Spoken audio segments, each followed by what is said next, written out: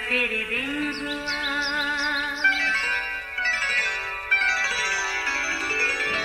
नया फिर दिन हुआ, पुरानी रात का करे सो शुक्र हम खुदा की जात का, खुदा की जात का नया फिर दिन हुआ। आज की आयत। इबादत खाना का सरदार इसलिए कि यीशु ने सब्बत के दिन शिफा बख्शी, खफा होकर लोगों से कहने लगा, 6 दिन हैं जिनमें काम करना चाहिए, बस इन्हीं में आकर शिफा पाओ, ना कि सब्बत के दिन। लूका 13 बाब 14वीं आयत। अजीज़ों, अहले दानिश का ये कहना है कि अगर आप अपनी रोज़मर्रा ज़िंदगी में कामों में मसरूफ़ रहते हैं तो आप यकीनन बाबरकत हैं। बात भी ठीक है। कलाम मुक़द्दस के मुताबिक यीशु मसीह अपनी ज़मीनी ज़िंदगी में ना सिर्फ मसरूफ़ियत के बायस बाबरकत थे, बल्कि वो दूसरों के लिए भी हर बात में बरकत का वसीला बनते। बाकी दिनों की मसरूफ़ियत के अलावा वो अक्सर सब्बत के दिन किसी न किसी इबादत खाना में जाकर वहाँ आए लोगों को तालीम देते, और अगर कोई बीमार वहाँ आया होता तो उससे भी शिफा देते। अगरचे मजहबी ठेकेदार इस बात को कतन पसंद नहीं करते थे और इसी ताक में रहते भी थे, क्योंकि वो किसी की भलाई से बढ़कर मजहबी रवायात को तरजीह देते थे। आज भी हस्बे मामूल वो किसी इबादत खाना में तालीम देने गए।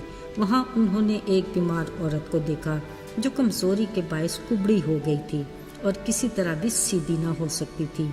वो इस तकलीफ में पिछले 18 बरस से मुब्तला थी।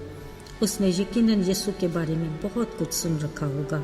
वो उसके मौजज़ात से भी वाकिफ़ होगी और मिलने की ख्वाहिश भी की होगी, मगर न जाने क्यों वो यीशु को इस कदर करीब देखकर भी उसके पास आकर शिफा पाने की हिम्मत नहीं कर पा रही थी।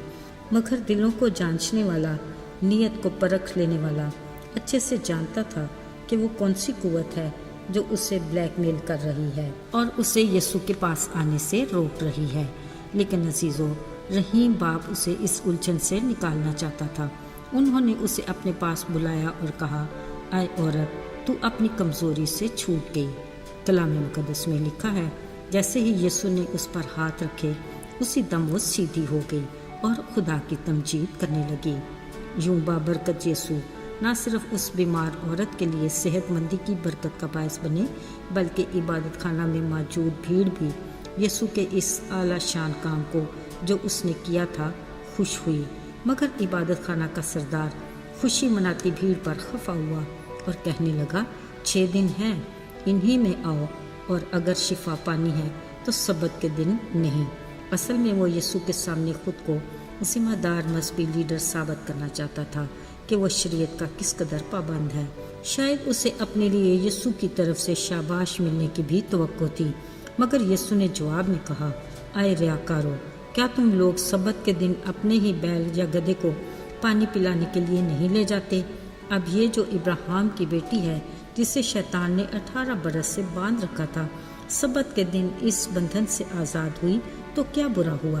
अजीज़ों, बिलाशुबा इबादत खाना के सरदार की सोच आज हमारी सोच की भी अक्कासी करती है।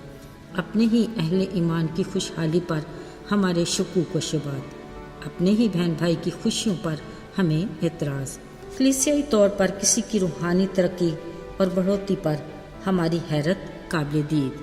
अजीज़ों, ज़रा सोचिए, खालिक खुदा को हमारा इस तरह का रवैया पसंद आएगा क्या?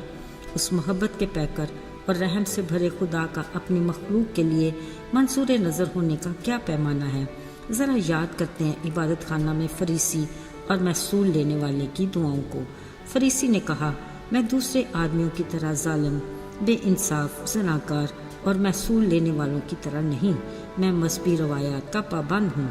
हफ्ते में 3 दिन रोज़ा रखता और दयकी भी देता हूँ। लेकिन महसूल लेने वाले ने दूर खड़े होकर आसमान की तरफ आंख उठाए, छाती पीटते कहा, आए खुदा, मुझ गुनाहगार पर रहम कर। अजीज़ों, कलाम मुक़द्दस के मुताबिक महसूल लेने वाला फरीसी की निस्बत रास पास ठहर कर अपने घर गया। याद रहे, खुदा अपने लोगों से रवायती मसीही नहीं, अमली मसीही होने की तवक्को रखता है। وہ اپنے لیے ایسے پرستار ڈھونڈتا ہے جو روح اور سچائی سے اس کی پرستش کرے۔ سو ہمیں خدا کے کلام کے آئینے میں اپنی اصلاح کرنے کی ضرورت ہے تاکہ ہم اپنے اخلاق اور کردار سے اس کی خوشنودی حاصل کریں اور اپنے کاموں سے اس کے نام کو عزت اور جلال دینے کا وسیلہ بنے۔ آئیے دعا کریں۔ آئے ہمارے آسمانی باپ، ہم دل کی گہرائیوں سے تیرے شکر گزار ہیں کہ تیرے دروازے ہمیشہ ہمارے لیے کھلے رہتے ہیں۔